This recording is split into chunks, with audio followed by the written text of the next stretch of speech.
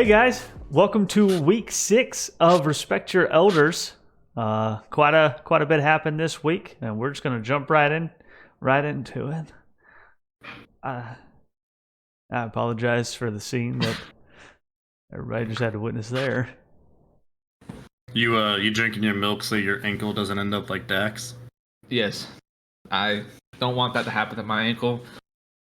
I didn't like seeing it on someone else's ankle. That's true, yeah. So that's a good way to segue into this. Dak Prescott tried to clean twist his foot off. You know, like an action figure somehow you can do. You can just kind of twist them off and replace it with a Go-Go Gadget boot or some shit. I don't know. Anyways, Dak did that. Andy Dalton's going to replace him. I guess it's a good thing he's the backup there. So I guess the real question is are the Cowboys going to suck now? Because, I mean, I don't see Andy Dalton throwing for 450 yards a game.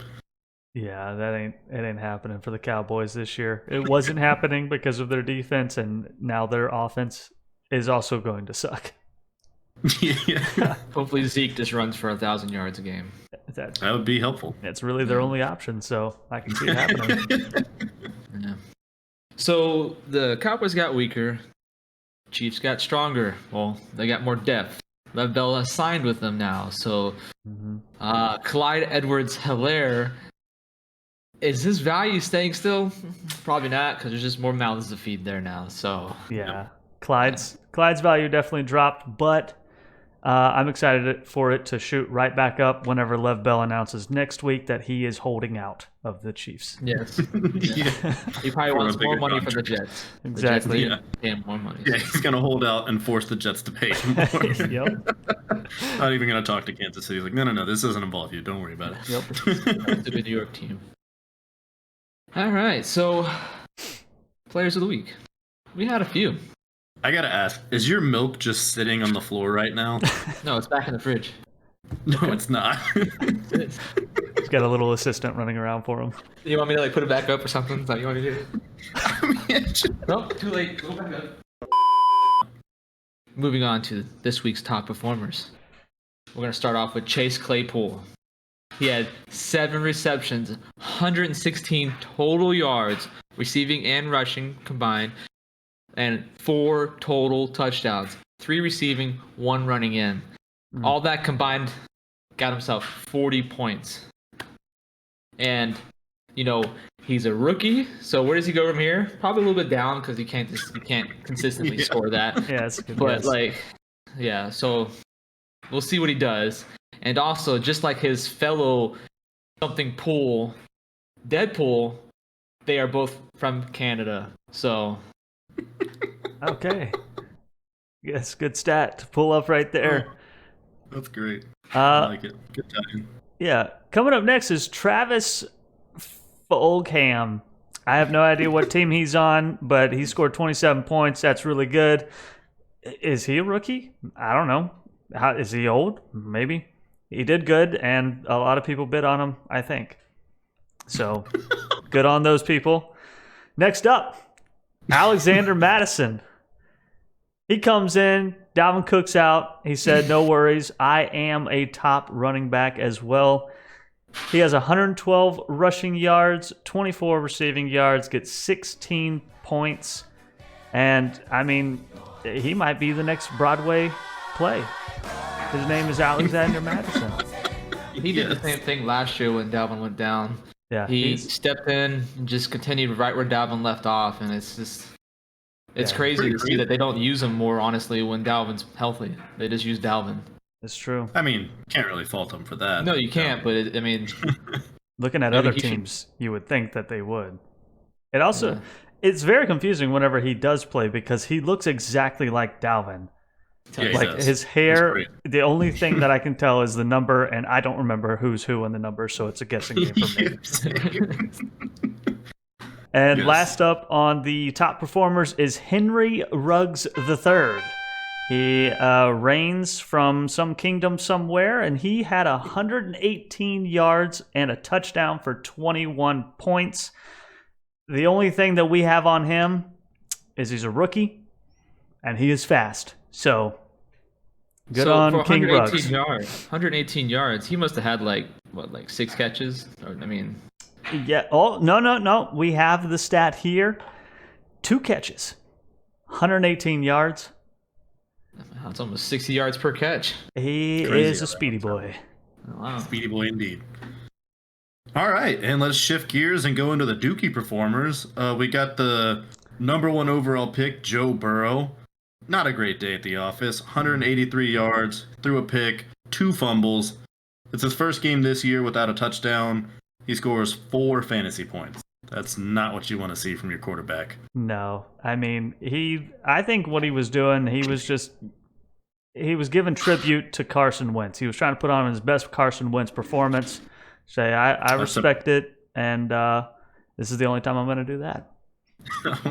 I'm sure Cincinnati hopes so. Then we've got Devin Singletary. The Bills finally get to play a game. He didn't realize that. He had 25 rushing yards, 8 receiving yards for a grand total of 3 points. Zach Moss didn't even play, so literally he had no one to siphon like carries or anything away. He just like, oh, we're playing. I thought we were done. I thought they canceled the season. That's my bad. Yeah, the stars aligned for him to really shine and become the Dalvin Cook of Buffalo. Really outshine Zach Moss. Ain't happening. They're going to use them both consistently. Yep. Then after that, we got another rookie, Justin Jefferson, also from LSU. 3 catches, 23 yards, 3 points. This is coming off of back-to-back weeks where he posted over 100 yards, so that's definitely disappointing for them. But as we mentioned earlier, Alexander Madison, 112 rushing yards. He was like, guys, don't worry. Dalvin goes down. You think we might throw the ball? Forget that. I'm here. And, they just kept running. Yeah. I think Ian should drop him again so his stats go back Yeah, up. that's the key. Honestly, Yeah. he needs to feel wanted, is what it is. Yeah. Once he's He there, needs that extra push. yeah. Yeah. So, we had matchups like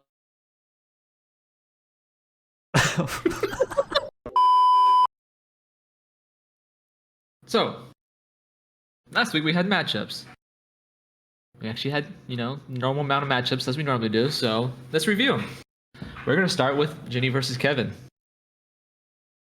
Did Jenny get her first win this week? Yes, she did. She actually got 2. She beat the median as well. Ooh.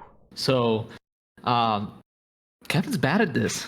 Yeah, I agree. He needs to, I thought I was, last week I went 2-0. I was feeling good about myself going into the matchup versus the last ranked team in the league, 0-8. I was like, easy dub, boys. We got this. No, 0-2. Yeah. Didn't even beat the median. Yeah. I'm bad at this. I just have to accept it. That's I'll rough. cry with my championship rings. I mean, Jenny's starting her win streak now. When will it end? Nobody knows. Yeah, who knows? So- Probably next week, but And then moving on to the first of the C versus C matchup, Chase versus Coop. I think I'm saying the C versus C stuff quite often. It's getting like a little bit of deja vu going on, but too many C's. yeah, Coop's team. So they forgot to show up this week. I think he, thought he could just handle it being number 1. He I don't have to try.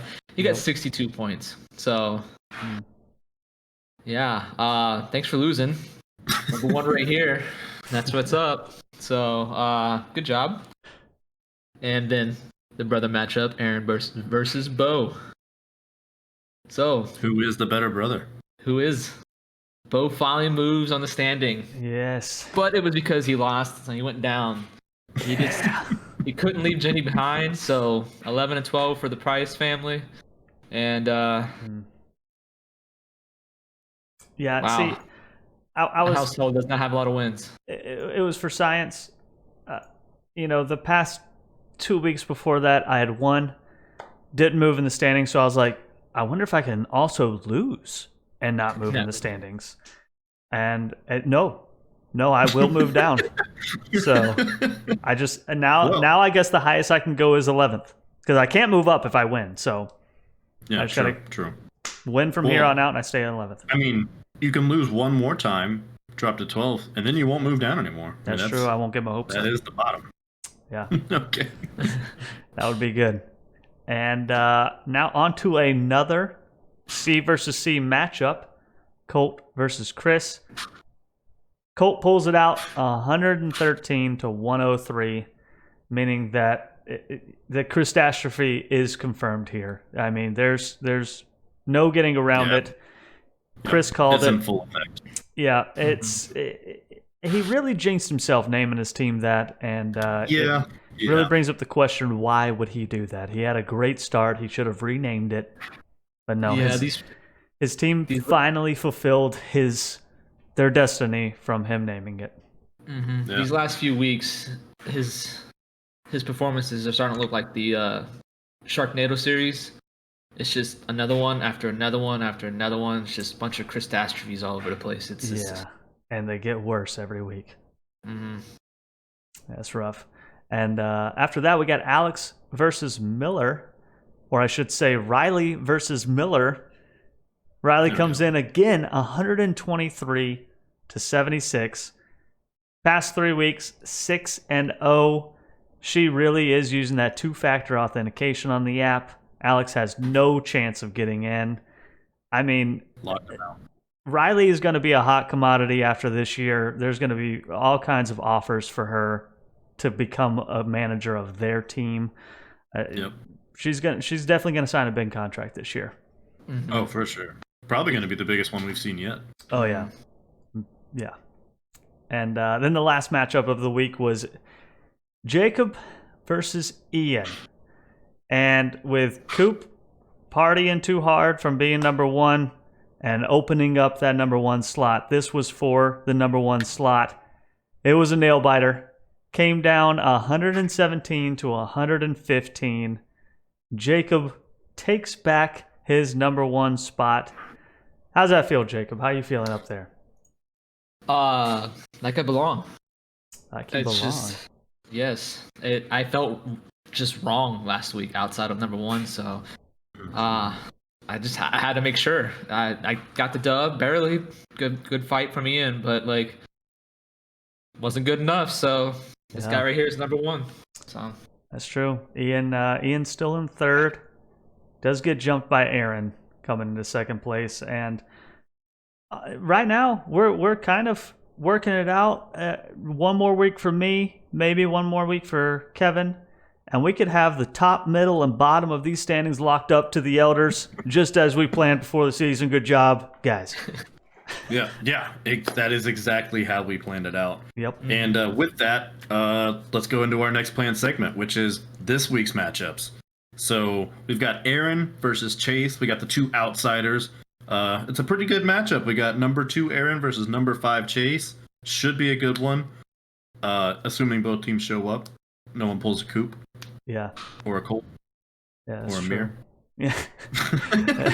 A lot of teams doing that, but these two teams in the top 5, it should be pretty good. Aaron dipped below his 130 average last week, but I mean, it only came down to 115. And Chase, for the first few weeks, he was averaging about 140. So, I mean, it should line up to be a pretty good matchup. I'm going to go ahead and go out on a limb and predict this matchup is going to come down 135, 131. Chase wins it. Ooh, big words, big words. Okay. Jacob, do you have a prediction? You want to put your name out there?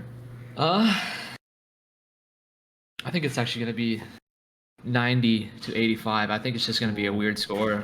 And I think Aaron's just going to pull it off. 90 to 85. Got one Chase, one Aaron. All right. Well, I guess we'll have to check back in next week, see which one of you guys are right. Mm-hmm. Moving into our next matchup, we got Colt versus Jenny, both coming off of a win last week. I guess the question that we have to ask, is this the beginning of Jenny's run? Much like Alex had, where he was, he started out 0-4, and then he's rattled off 6 straight. Is this where Jenny turns it around, starts out 0-8, now she's just going to build on that? We'll see. Maybe Colt gets to take another Very out of his name, or maybe add another one. I don't know. Yeah, I mean, both of these teams could definitely use a win. One more than the other, for sure. All right, and then our next matchup, we've got the immovable object of the catastrophe versus the unstoppable force that is Riley's team. Mm-hmm. And so we get to see, does the catastrophe continue, or does Riley just say, you know what, I'm the best manager that's ever played fantasy football. I'm going to keep winning. Going to go 8-0 and just continue to dominate the league. I mean, I honestly think Riley's gonna stay undefeated here. The only chance Chris has, he is a software developer. He could reach out and try and help Alex get in, crack that password somehow, some way, or maybe Alex just overpowers Riley. If that team loses, we need to reach out and make sure Riley's safe. Yeah. That's definitely. If they lose, it was definitely because Alex did something. And so we need to reach out and figure out what it was. Yeah, Riley's missing or hurt. One of the there's no telling. So, next matchup is two guys with the shortest names in our league. Bo versus Ian. Mm-hmm. So we're gonna see if Ian can, win this game like he should, as the season has shown us. Ian should win this game. Or will Bo win this game, not move up in the standings? Yes. Will he win and stay at 11, or will he lose and go down to 12? Those are my only options. Yeah. So we gotta figure. We'll find out. Just gotta check in next week. Yeah. And then moving on to Coop versus Mir. Yeah, that's all I can say about these two. These guys struggle. Yeah, they're definitely up and down, and a lot down. Yeah. When they go down, they go down. They go real down. At least Coop had had a spot on number 1 for a second. Yeah, that is true. Yeah, Coop had his reign up there at number 1. But I mean, Miller had to see how fun that was for Coop for that 1 week. So he's probably trying to get up there himself. It's true. Mm-hmm. It's true. And then the last matchup is two elders throwing it down. Kevin versus Jacob. This is Jacob's second. Hold on. Jacob's second week being number 1 team. Kevin hanging out down here with me, keeping me company. But I mean, this is gonna be good. This is gonna be good for the show and possibly bad for the show. We may not have one of them next week. Yeah, well, basically my strategy this year is that I've been sandbagging, just kind of laying back, letting the season take its course. But this week, I think I'm going to turn it on. I'm going to come out the gate swinging. Yeah. And I think I'm going to take him down. I think Jacob's getting a little too full of himself, being up there with no competition. So I'm going to bring him back down. So, I think your confidence is a little too high because of the little stack correction for Bo here. He said, I've been on number 1 for 2 weeks. It's been 3 weeks. I've had the number 1 spot on 3 weeks now. Oh. So let's lower that confidence a little bit. This is 3-week number 1 Jacob here. That's true. My bad, Jacob here. Yeah, Not you have been up 2-week there for too long. Yeah, go ahead and beat him, Kevin. Yeah, I mean, I think for the betterment of the league and the show, I should win. That's it, everybody. Bye-bye.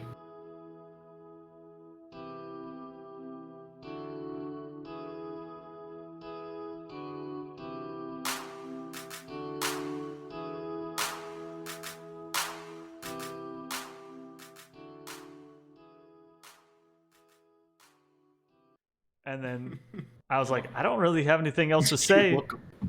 And then I just looked down and Jacob. Why is he moving it like that?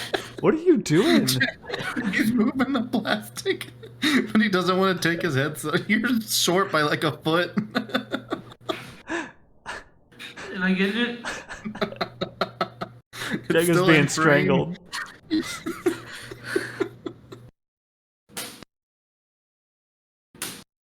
Oh, Lord. Ooh. All right. Let's do this. You're up. You're talking.